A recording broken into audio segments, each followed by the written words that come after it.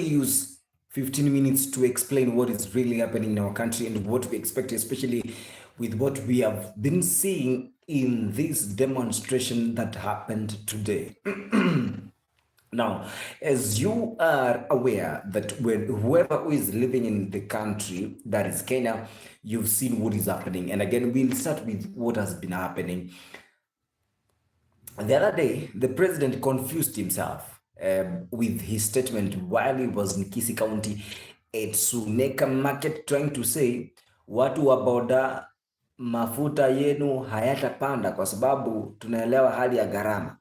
So people were asking, mafuta ambayo yanawekwa kwa pikipiki ni mafuta ambayo alikuwa anasema mafuta taa ama ni nini? And that's why you've been seeing mambo ya Linda Mwananchi pale Nakuru grounds, vile mambo yalivyokuwa and what really happened, especially after he had mentioned that. Na ni ukweli kwamba the president made a mistake which he is not ready to correct, and we've been seeing that it's kind of a way that he's using to win the Kenyans, but now the problem is he gets to forget that Kenyans are learned and they know what it means with giving a speech. He gave a speech which was so powerful, but again, it was so powerful to a point that he overpowered that speech to a point that he was lying to the Kenyans. Now, what does it mean when we've seen all this?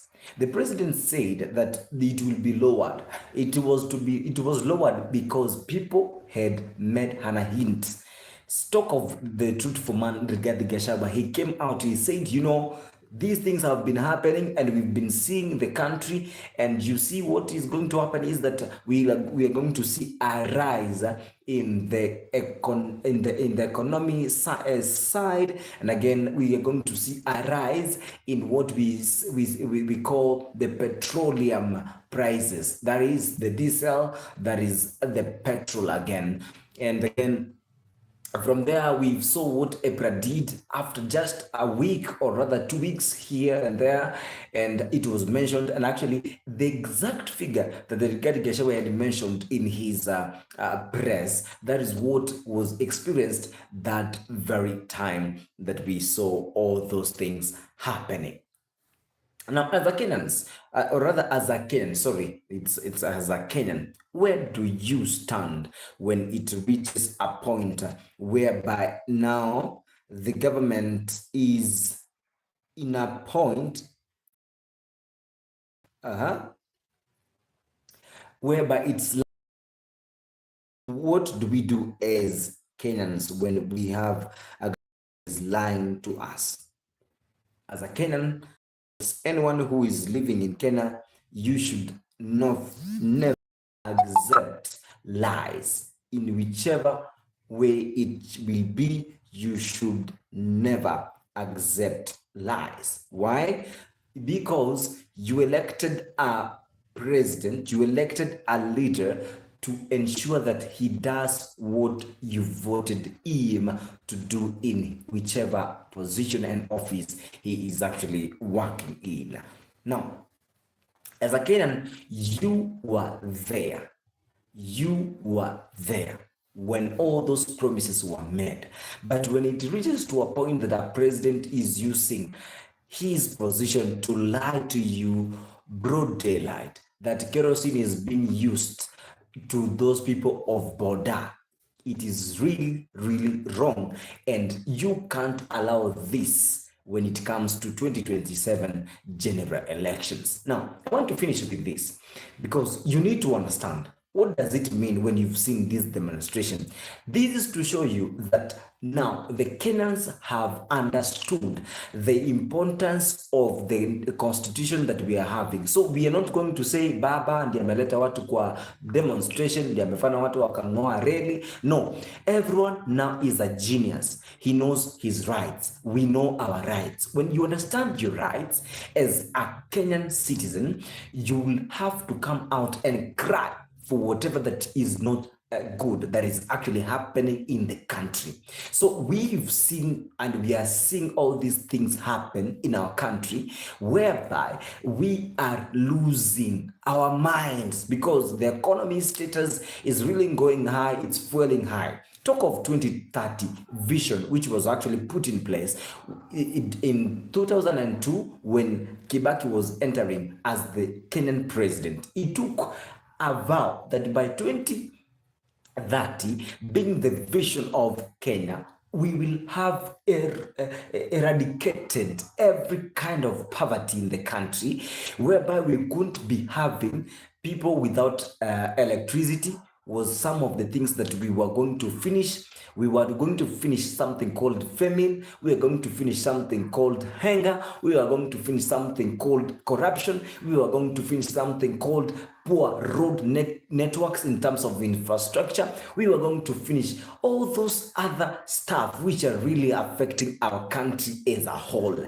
And now, as a country, in that vision, it was going to drive us. Now, come 2010, when we won, when the Kenyans won with the 2010 constitution, they have now had a plan of understanding what it means to have the 2010 constitution. It has given us the right. Sasa haitakuwa ni kwamba you are being used with a certain politician. No, you just come out. As much as you know your rights, as much as you know who you elected in that position, you come out, you say, we want a correct leadership. We want a good leadership, a transparent leadership, and not a leadership that is using lies to lure Kenyans into voting them into the office. Understand this as a Kenyan, that in the coming years, before we actually enter into 2030, we will be able, as a country, we will have realized our rights as a country. As much as we are growing daily, we will have realized our ways of working. Let us take, for an instance, the Kenyan President William Ruto, trying to put the mind to the Kenyans that Kenya on its own, it's a higher country whereby the prices can be higher. Oh yes, let's listen. Listen to this. You are saying that our prices are higher. When you were campaigning during the time of Uhuru, you never noticed that. So you are trying to put it, you were in that same office, you are coming back in 2026. Back then, in 2022, the president was singing while in Manga when there was a hike. Akisema in Swahili, sitashuhudia mafuta yakipanda na usiku na mchana. Hiyo sitakubali kabisa kwa sababu mimi nikiingia kama president, by then he was the deputy president. Nikiingia kama president nitahakikisha kwamba mambo ya mafuta yatahakikishwa yako sawa. Now, he entered into a G2G government contract agreement, that is. When he had entered into this agreement, we were thinking, now we were getting to a point whereby we were to see things in a nicer way, an accountable way. But again, jiulize, wakati ya watu walipatana na sakata za kuchukua hizi mafuta, hizo 500 million zilienda kwa nani? Na huyo mtu wadai tajwa.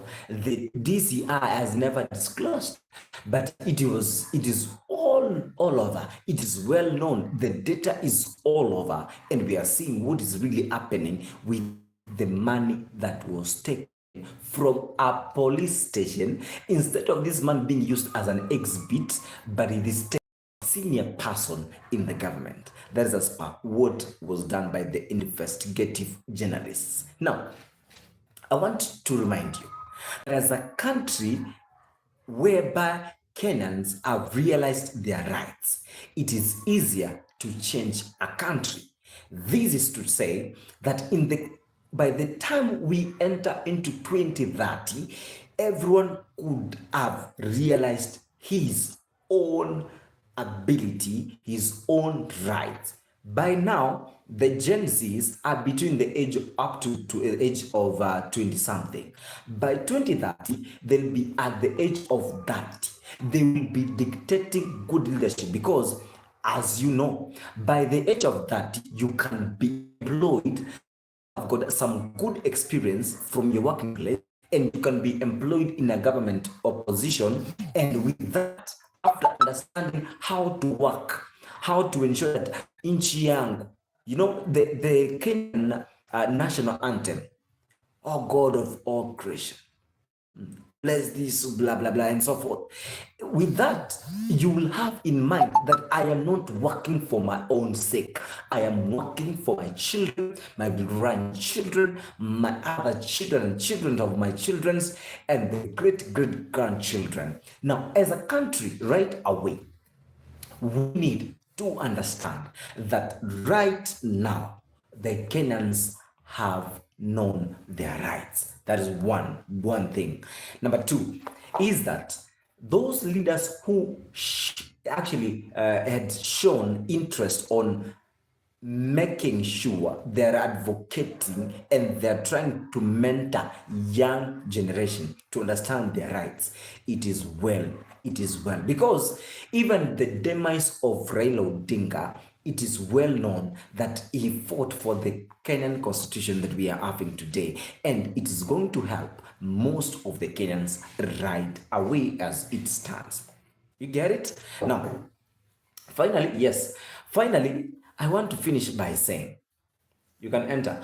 Finally, I want to finish by saying, Kenya, it is only a fool who doesn't know what it takes to be a Kenyan. It's only a fool. And when we talk about accountability, it stands that when your leader is not working, he should not be in that position. Let us change our country for once, and for the betterment of our country, we need to select, or rather to choose, the leaders who are visionary and who are actually oriented in developing our places, be it from the ward level, be it from the constituency level, be it from the county level, be it from a provincial level, and again, be it in the cabinet sittings. And again, finally, with the PSS, they are doing their own job. And finally, the president and the deputy president are coming out accountable. The systems we are seeing in the country, they should be accountable and they should be independent in doing their own job. That is why we can't be having people actually trying to do a lubrication of something in order to actually amplify something, or rather to try and change the fact and take it as a scenario of a fact. But again, we want a fact to be known as a fact and wrong to be known as wrong.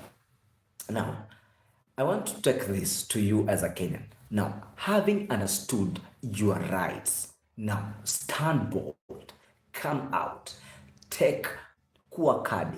By now, unafaa kuwa kadi. As a Kenyan, you should be taking a card, a voter's card, so that you can change and you can elect someone you need in whichever position. Number two, don't actually focus on those amount that you are going to be given during that very time of voting, or rather the voting day during the general elections.